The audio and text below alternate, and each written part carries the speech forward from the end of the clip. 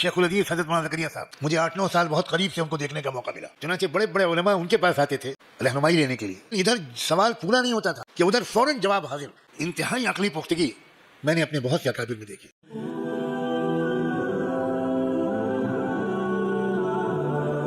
فرماتے ہیں موسیٰ علیہ السلام کے بارے میں اللہ وَلَمَّا بَلَغَ أَشُدَّهُ وَاسْتَوَىٰ آتَيْنَاهُ حُكْمًا وَعِلْمًا. ہم نے 2 نعمتیں عطا کی. ایک فیصلے کی قوت، بہت بڑی دولت ہے یہ. تذبذب و تردد کے بجائے ہر معاملے میں، دنیاوی معاملہ ہو یا دینی معاملہ ہو، چھوٹا ہو یا بڑا، بہت ڈیسیشن میکنگ پاور، فیصلہ لینے کی استعداد و صلاحیت. بہت سے اکابر کو دیکھنے کا موقع ملا اور ان اکابر کے الگ الگ خصوصیات پر لوگوں کی نظریں بجا طور پر پڑا کرتی تھیں اور پڑا کرتی ہیں. لیکن کم لوگوں کا ذہن اس پہلو کی طرف جاتا ہے. ایسا میرا تجربہ رہا ہے، ہو سکتا ہے کہ صحیح نہ ہو.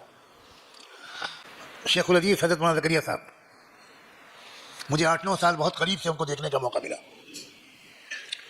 پوری دنیا جانتی ہے محدث کی حیثیت سے ان کا مقام، روحانی مقام، ان کا تقویٰ، سلف اور اکابر کا ان کا اتباع وغیرہ وغیرہ وغیرہ، عشق رسول، محبت خداوندی، حسن عبادت وغیرہ. لیکن میں جس بات کو نوٹ کرتا تھا مسلسل، ہر کچھ دن کے بعد مجھے تجربہ ہوتا تھا کہ اس شخص کو نازک ترین معاملات میں فیصلہ لینے کی عجب قوت حاصل فوراً. چنانچہ بڑے بڑے علماء ان کے پاس آتے تھے رہنمائی لینے کے لیے، مشورہ مانگنے کے لیے. اور میں سوچتا تھا کہ کبھی تو کہیں گے کہ بھائی تھوڑا سوچنے کا موقع دیں. لیکن ادھر سوال پورا نہیں ہوتا تھا کہ ادھر فوراً جواب حاضر. انتہائی عقلی پختگی میں نے اپنے بہت سے اکابر میں دیکھی. حضرت جی مولانا انعام الحسن صاحب رحمۃ اللہ علیہ نہایت خاموش مزاج انسان تھے. سب سے بولتی ہوئی تحریک کا امیر، سب سے کم بولنے والا.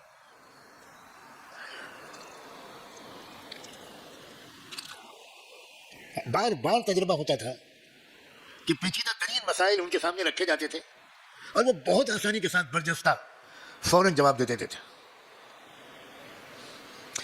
ہمارے حضرت پیر ذوالفقار نور اللہ مرقدہ، دنیا بھر میں ان کی روحانی مقام کی شہرت ہے اور جتنی ہو کم ہے.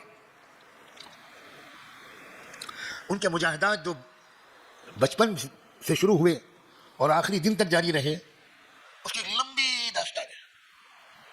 اتنی مجاہدانہ جوانی گزاری انہوں نے، اور اتنے طویل ذکر کرتے تھے وہ کہ کمر ٹوٹ جائے عام آدمی کی.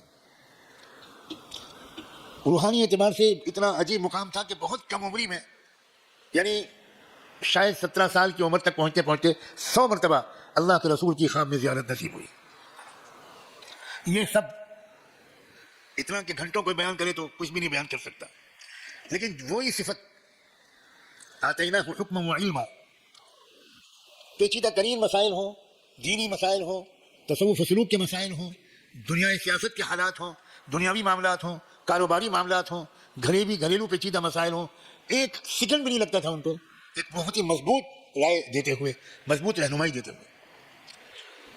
تو بچپن سے جو نوجوان بچہ گناہوں سے بالکل محفوظ رہتا ہے اور خراب ماحول سے محفوظ رہتا ہے، خراب دوستوں سے محفوظ رہتا ہے، آنکھ پاک رہتی ہے، زبان پاک رہتی ہے، دل پاک رہتا ہے، پورا بدن پاک رہتا ہے، روح پاک رہتی ہے، فکر و سوچ پاک رہتی ہے، اس کو حکم و علما کی دولت اس کے بقدر ملتی ہے. بہت بڑی دولت ہے حکم و علما. حکمن کا ترجمہ کچھ لوگ حکومت کرتے ہیں، ان کو شوق رہتا ہے. موسیٰ علیہ السلام کو تو حکومت نہیں ملی تھی، ان کو کہاں سے حکومت کے مفہوم ملیں گے؟ یہ ہے قوت فیصلہ. بہت بڑی نعمت ہے قوت فیصلہ، بہت بڑی نعمت ہے. جب موسیٰ علیہ السلام جوانی کو پہنچے اور مضبوط متوازن شخصیت بن گئے تو ہم نے ان کو 2 نعمتیں دی، حکم و علم، قوت فیصلہ اور بہت گہری سمجھ. علم کا مطلب صرف و نحو کا علم نہیں، گہری سمجھ. اور آگے فرمایا وَكَذَلِكَ نَجْزِي الْمُحْسِنِينَ. یہ ہے خوشخبری کہ یہ معاملہ ہم نے موسیٰ کے ساتھ کر دیا اور بس، اب آئندہ کسی کے ساتھ نہیں کرنا. اس غلط فہمی کا شکار کوئی نہ ہو. جس کو شوق ہو وہ صفت احسان اپنے اندر پیدا کریں. وَكَذَلِكَ نَجْزِي الْمُحْسِنِينَ.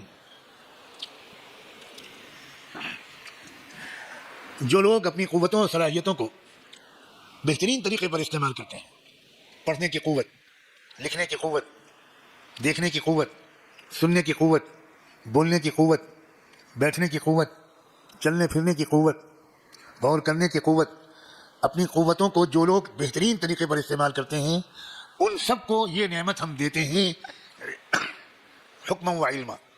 جس کو بھی بہترین قوت فیصلہ چاہیے اور بہت گہری سمجھ چاہیے وہ ایک کام کرے، تمام قوتوں اور صلاحیتوں کو بہترین طریقے پر استعمال کرے، ضائع نہ کرے کسی کو.